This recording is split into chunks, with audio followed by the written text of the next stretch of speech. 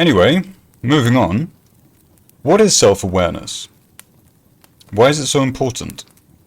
The way I define self-awareness, personally, is it's one's ability to take a step back from themselves and their biases and what they would prefer to be their reality, and to objectively look at themselves and their decisions and their attitudes towards things or people, and be able to objectively criticize oneself. To me, it's incredibly obvious why that's an important character trait to have, but I'd like to elaborate in this for you why it's so crucial to me and why I find it so fundamentally frustrating when someone lacks it.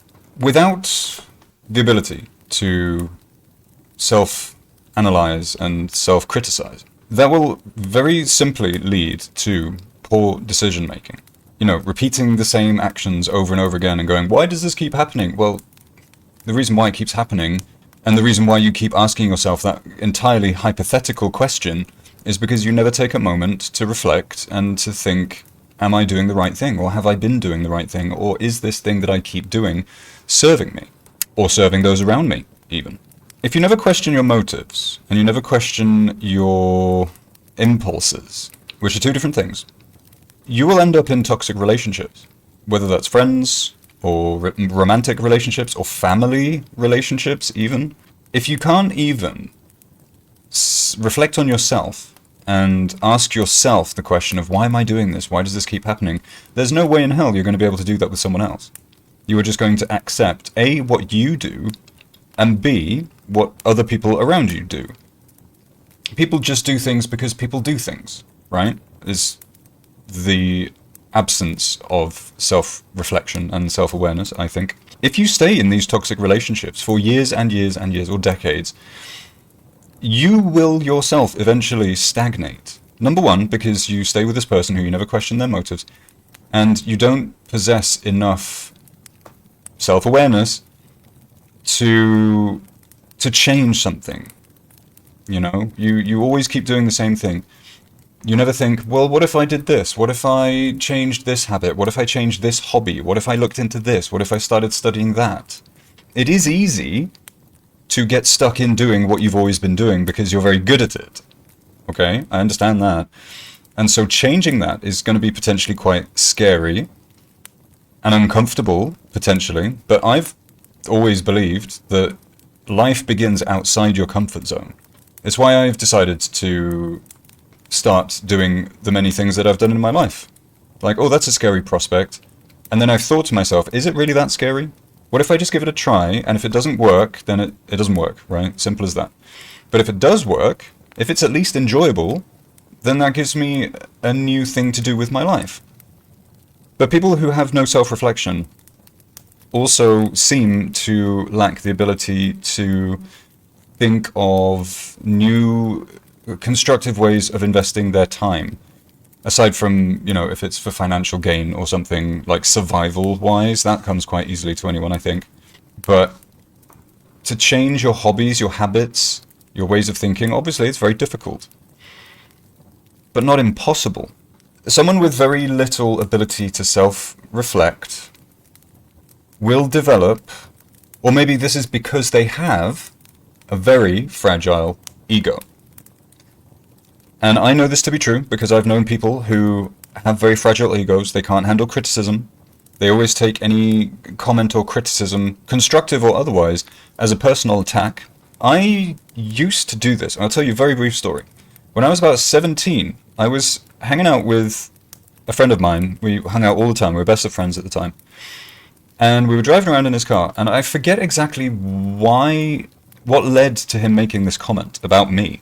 When I was 17, mind. You can be quite self-centered, which is not a nice thing to hear, obviously. And at the time, I was kind of taken aback. Like, what do you mean? And for some context, I was an only child. I had no brothers or sisters, and he had two sisters, two older sisters. So our family dynamics were very different. And I guess he could see in me that I was, quote-unquote, the typical only child who, you know, I got all my parents' attention, etc. And at the time, I was like, wow, that's not a nice thing to say. But then I thought about it, what he said. 'Cause he didn't say it for no reason. He didn't say it because he wanted to be a dick. He was my friend. And so I thought about it more and more and more. And it was sort of in the back of my mind for weeks, months. And it just stayed there. And I went, yeah, maybe he was right about that. And so after that point, I made a conscious effort to not be so self-obsessed. To stop starting sentences with I think, or, you know, starting a sentence with I, me. It can still happen, but I guess at the time I was doing it a lot. So now I try and avoid that very, very much. There was a change in my life at that point. Because I could have taken that one of two ways. I could have said, shut the fuck up, what are you talking about, how dare you criticize me, etc. But I took it the opposite way, where, like I said, I was like, wow, he's obviously said that for a reason, I'm going to reflect on this. And I'm really glad he said that, because since then I have, almost to my detriment, been very aware of taking some view that someone has of me and going, well, maybe they're right. They could be talking out of their ass, but I'm going to at least think about it. And in doing so, that over time has led me to being very self-reflective, and it's led to me having a lot of different hobbies, doing a lot of different things with my life since then, and I really appreciate that. But someone who has such a fragile ego that cannot handle criticism in any way will shut that down. And that is not to their benefit. That is not to their benefit to shut that down. Because if you keep doing that, if you keep shutting down any criticism of you as just an abject assault on your personality, you're never going to grow, you're never going to change. And people change inherently. We are designed to change as we go through different phases of our life. We change. The way we interact with the world, our tastes in music, our taste in food, taste in movies, languages we learn and speak, places we live, you know, all of that stuff it's more unnatural as a human being for none of that to ever change for your whole life. And what a miserable life that would be. So to resist that kind of criticism is literally resisting your ability to grow as a person. Related to fragile ego and lack of self-reflection, there is also, I've noticed, a lack of accountability with people like this. You know, because if they're so closed-minded that they never question what they do, and what they do impulsively is just always right just because they do it, they're never ever going to take accountability for when they upset someone or they do something that affects someone negatively. They're always going to find a way to wriggle around it and pass the blame onto someone else. Or make out that the person who has a problem with the thing they did or said is just in the wrong. Just because. And what a frustrating personality that is. No one has to be this way. It's a choice. It's a conscious choice to block out criticism because it's easier in their mind. Unlike that little story that I told you before, it's easier to just make out that everyone else is wrong and you're always right. Then life's super easy, right? In a way, I kind of envy people that can do that because I really cannot, and life would be so much easier in such circumstances. I wouldn't question myself so much. So it's, you know, it's a double-edged sword, but I think in the real world, it's better to not be so pig-headed. One really big thing that is such a huge problem, and it's not just a problem because it's for one person or another person, this is generational problems, is that people who have no accountability, no self-reflection, no ability to question their motives, etc., etc., when they have kids, they are going to pass on that mindset to their kids. And the opposite is also true. If someone's really open-minded and open to looking at things a different way, that is going to benefit the child far, far more than if a parent, number one, can't take criticism from their child, and number two, probably deals out a lot of criticism to their child, because that's just the way their mind operates, you know? Like, psychology really, as a science, has only really been around properly for, like, 50 years. really? And even 50 years ago, it was kind of stigmatized and you were seen as a bit of a quack. Whereas now it's taken much more seriously, thankfully. But the further back you go in history, the less seriously it would have been taken, and the less society at large was aware of things like generational trauma and things like this. Hopefully, because as a society, as a species, we're a lot more self-aware than we ever have been, I think this should, in another 500 years, maybe be a thing of the past. Maybe by then we will have learnt that palming off criticism and never questioning our actions isn't a good thing. Hopefully we'll have learnt that by then. And as a father myself, I'm really glad that I have this mindset.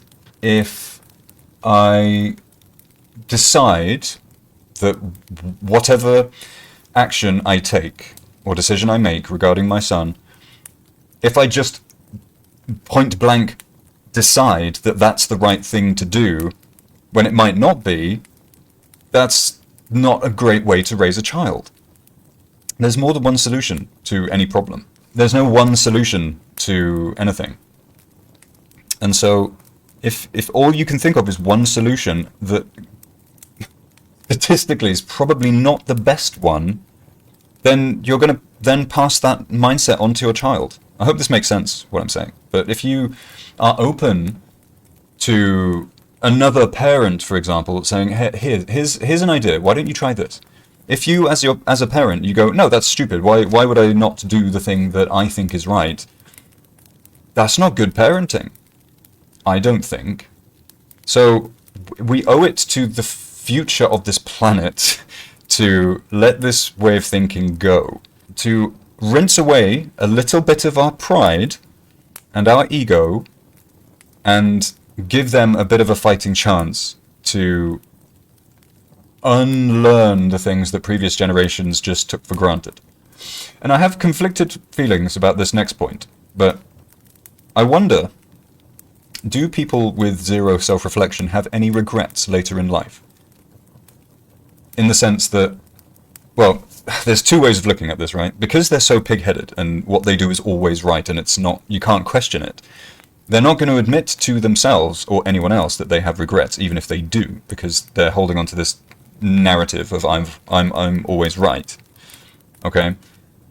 On the other hand, they could have a lot of regrets because they could get to, the later years of their life and go, wow, I really didn't try as many things as I could have. I didn't test as many different perspectives and points of view or ways of doing things as I could have. So I don't know if that would be the case. I really don't know. It's worth thinking about, though. Me, personally, I don't have many regrets in life.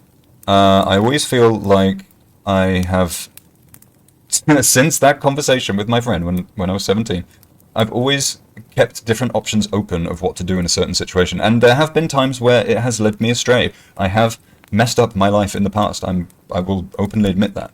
But now, where things are now, generally speaking, I'm okay with the decisions that I've made. So I actually, in that respect, I don't have many regrets. But I suspect that people do who don't have the ability to self-reflect and to question themselves. One thing that I find frustrating about these kind of people who cannot self-reflect, who always think they're right, they will ask for people's opinions about topics or things they're thinking about doing or whatever, and instead of taking their opinions on board and letting it, not necessarily influence them, but inform them, they will just argue with that person's opinion. They'll say, no, you're wrong about that thing. And it's like, why did you even ask in the first place if you're just going to... What you want, what that person actually wants is for the person to respond with the same opinion that they have about a certain topic. And when they don't get that, they get angry. And instead of questioning themselves, or maybe just going, okay, maybe we have two different ways of looking at this, they then shut the conversation down and just say, no, you're wrong. It's so incredibly frustrating. I have had this experience before, where someone will ask for my opinion, or they'll ask, how do I do this? Or what's the best way of doing this? And I say, this way. This is how I do it. This is how I've always done it. I think it really works well. That's my advice, right? Then, without knowing anything really about the subject that they're asking, they'll say, no, you're wrong. And I'm gobsmacked when I'm met with that response. Like, you know nothing about this topic, or barely anything. Let's say it's gym related, right? Like, I've been going to the gym for plenty of years. I have educated myself on a lot of nutrition stuff and gym, exercises, blah, blah, blah. And then someone will ask me, how do you do a deadlift? And I'll say, well, you put the bar in front of your feet, you bend your knees, you straighten your back, you put your neck straight up, so your spine is straight, and then, I explain them the steps. And then they go, no, that can't be right. I'm like, what do you mean that can't be right? I've been doing this for years, I know what I'm doing, and this is also someone who has a history of a low back problem. Like, why even ask me in the first place? Just Google it. If you're not going to listen to what I tell you. It's incredibly frustrating. Even in that instance, where I'm saying, like, you just asked me this thing that I'm quite knowledgeable about, and you're arguing with my response, because you think I'm wrong, even though you know nothing. You don't have the self-awareness to even pause mid-sentence and go, hang on, this is a ridiculous response to the answer I just got. You don't even have the self-awareness to do that. People who are very not self-aware aren't very good in romantic relationships.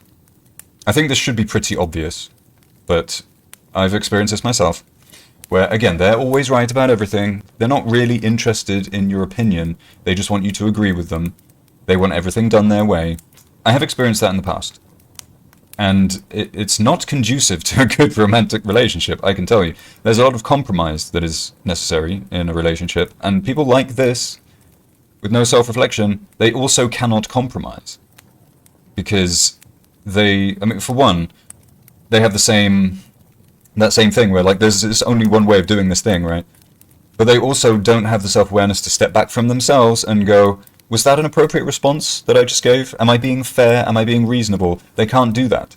It's just whatever the response that comes into my head instinctively is obviously the right answer because it came into my mind instinctively. It's that simple, it seems. And I've left relationships like that before because what am I getting out of this? If this is how it's going to be, where I just have to obey and I have to compromise, but you don't, that's insane to me. Be aware of people like that in relationships, for God's sake. It's a massive red flag and you need to sniff it out as soon as you can and run for the hills. So hopefully this has been enlightening. I like talking about people who can't self-reflect because I feel better than them, in a sense. It's incredibly frustrating, but I know that I'm better off being frustrated by them than joining them. You know what I mean? Thank you for listening. I really hope you enjoyed my discussion on this. Feel free to leave a comment with your thoughts in it. I promise you I will take it on board respectfully and not shut you down like a small-minded child. Anyway, moving on.